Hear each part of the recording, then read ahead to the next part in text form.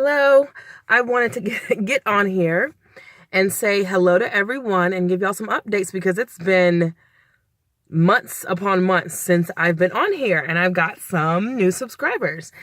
And as I've always said, I don't take any subscriber for granted. I have a small following at the moment, but it's big to me because, you start with one and you go from there. So thank you for subscribing. What can I say? What I can say is that I feel like I'm so at peace with life right now. And I won't say but, and what it took for me to get here is a lot of facing my worst fears. And I'll see if I can say this succinctly, straight to the point. In 2009, I had my first daughter at the age of 20 technically, but I was turning 21 later. So, not really planned and young and all that good stuff when I was in college. So with that being said, at that time, I can understand God because I'm very logical and very intellectual. And so I was kind of like, maybe God's real, maybe God's not. I don't know. And then religion at the time was turning me off when it comes to the negativity that comes with some church cultures and just religion in itself. So anywho, fast forward to now, man, I can tell you, 2009, I had my daughter, and that was such a blessing, but it also challenged me on so many levels. And I had, my family because I was with her dad at the time. I ended up marrying her dad. And all that to say, that was a time where I was so happy with life, but I was so not sure how to be a mom, how to be a woman in this day and age, how to be an African American, all those things. Just, being a human in a world that wants you to do so much. And so at that time, even though I didn't believe in God, I was like, God, if there is a God, I'm scientific. I know how to put an experiment together. I'm going to start to pray. I'm going to start to do some things and see if I get results. And I did start to pray and eventually started to meditate, and I received amazing results.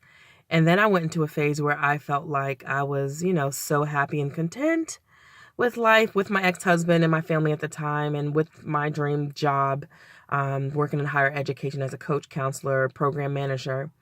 Then in 2014, after baby number 2 with the ex-husband, oh my goodness, my world shifted so much.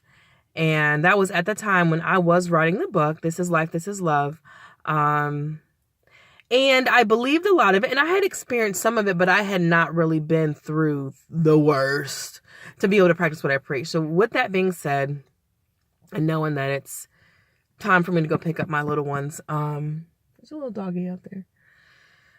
Anyways, focus. So with that being said, 2014 to 2018, if y'all understand what happened in those 4 years, so the dream job wasn't a dream job anymore because my boss changed, and he was a great leader who at the time had enough power to protect me from certain organizational culture challenges. After, he wasn't able to do that, then my life changed completely when it comes to my dream job and my work. So I decided to quit that job. At the time, I was the provider for my family, the breadwinner, and so that was definitely a leap of faith, but I did that back in 2014. Since 2014, what I have discovered and learned is that with being a mom, and now I'm a mom of 4, so I have my stepdaughter and 3 more that I've birthed. So with having such a big family and remarried, and so with all of that going on right now, I have learned that when I do love my job, I'm the kind of person I can put in all the hours and be excited to go to work. But as a mother and a wife, as a mother and a wife, I am happy when I have time to be there for my husband and with my daughters and with my family and my friends who need me. And so I've reached a point where being a coach and a counselor and a teacher and a spiritual intuitive and all these things is my heart. That is my heart. And being a wife and a mother, that's my heart as well. And so I can have all of that, and I am doing all of that. And what I'm just learning is it takes a little bit of each. A little bit of each, and a lot less doing and a lot more relaxing, a lot less trying to force life and a lot more allowing. And I don't know if this is making any sense to y'all, but all I'm trying to say is I'm grateful for where life is. 2014, yeah, the job changed, then ended up being separated from my ex-husband, then divorced, and then in the same year of divorce, two of the three family members were pretty close, but three family members passed, two of which were not even 30 years old yet, two of my cousins that I grew up with, separate occasions, and they were brothers. It's crazy, but they're my little angels in heaven now, and I still get reminders from them to be grateful since, I'm so blessed with life. So anyways, that was 2016, divorce, all of that, 2 years before the job changes. Then 2018 comes around and says, 2016, you ain't got nothing on me. And in 2018, man,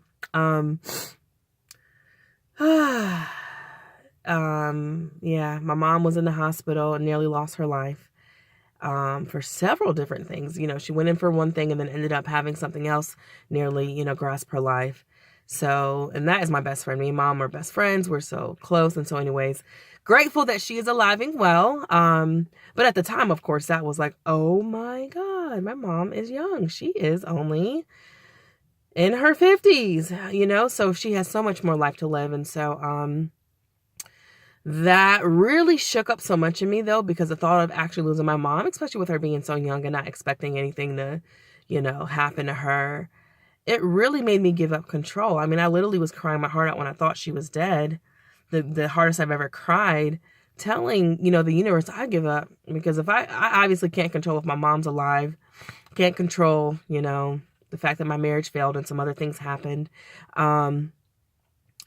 And so if I can't control these things, let me just surrender to the universe. Let me surrender to life, because life is always speaking to us, and life through surrendering, which is weird, that's where you kind of have the most control. It's not really control. It's like you're just allowing, you're just letting stuff flow to you. And so with that mindset, it was easier to be there for my mom. And I've actually got some other family members who've been going through some things, and so it's amazing. And then my husband's family had their pretty horrible year in 2018. So not only was I done with my mom and other family members, but on top of that, my husband's family, was having funerals and a lot of things happening. So anyways, it's 2019. We have persevered. And what I will say to wrap this video up, I'm just grateful. I'm at peace. Like, I faced my worst fears financially. Y'all know I'm an open book. I have no shame. Things were so just unexpected last year. I had my summer job that was, to help me provide for the family. It wasn't a dream job by no means, but it was a decent job that was paying the bills. And when, I had to be in the hospital for my mom for that long, I ended up getting fired unexpectedly. Woohoo! So got fired for the first time. And first and last time. Let me get it right in 2018, because that really was an eye-opener that I am meant to work for myself. And so right now I'm actually doing it. I'm an aftercare teacher, and I'm so grateful for the job. Never thought I would be this. I don't think I would have known I would have been this grateful for it, but I've learned that my time matters. And so it's a part-time job. I have known that I'm really good with kids. And I've felt intuitively that I need to, leverage that a little bit more. And so now I am. So obviously, for anyone who knows what full-time teachers make, if you can imagine an aftercare part-time teacher, what that wage is per hour, it is pretty low, but it's very rewarding. And so I'm actually teaching at a private school for a few hours, Monday through Friday. And I get to help them with their homework and get to do fun activities with them, give them a little snack. Excuse me, the weather is crazy in North Carolina right now. January of 2019, or February. We're in February. So love the little part-time job. And what I love is that I'm learning that in order to be the wife and mother and family and friend member that I desire to be, part-time work is what I need to do. So right now the part-time work is what I need to do in order to make sure I can, help with getting the bills paid. But actually we have a very detailed plan. My husband is going to be doing some career shifting, and he'll be able to provide more, which will give me all the time to be the wife and mom that I want to be, also while building my business little by little. I'm not in a rush to work my life away. And so anyways, I can go on and on and on and on and on and on. When I'm in front of the camera, it's a little surprising for me to be so open as an adult because I was just the most reserved child there was on the planet. So quiet. So I'm kind of making up for it. My husband does not believe I was a quiet child. He does not believe that. We have a great relationship. I can talk to him about everything. So, anywho, I am grateful. I want to end this by just saying I'm grateful to have faced my worst fears between 2014 and 2018. All fears: death, divorce, financial crisis, true crisis. And yet I'm here. I'm alive. I'm well. My family's together. You know, I think it definitely tested my marriage. And I just got married last year. We just got married last year. It tested our marriage so much, but we made it. We're so happy. And it's the week of Valentine's Day. So I'm just grateful that we made it through a pretty rough first year of our marriage. Good God, rough but awesome, you know, in some ways. So anyways, I gotta go, y'all. I gotta pick up the kids. And another part that I love about the job, and when you're thinking about how to live your life, be creative in how to satisfy things. For example, right now I'm actually homeschooling my oldest, and she's actually at her dad's. And so I still pick her up sometimes when she's at her dad's. We have a split arrangement. So we love the homeschool situation, but we were admitting that she's not being social enough. And so another reason why I took this job is not only because, you know, I'm a teacher at heart and I love to teach. I love kids, easy, blah, blah, blah. It's because I get to bring my kids with me to work. And so I'm going to go pick them up, and then they get to come to the school with me, which my oldest absolutely loves. She is a social butterfly, definitely extroverted.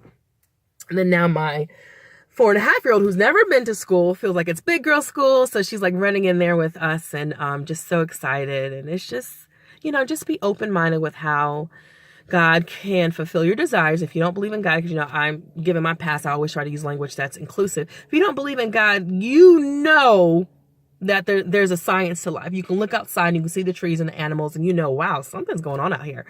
So surrender to nature, call it whatever you want. But man, this world, this universe, this multiverse, there's so much beyond us, as we know with technology.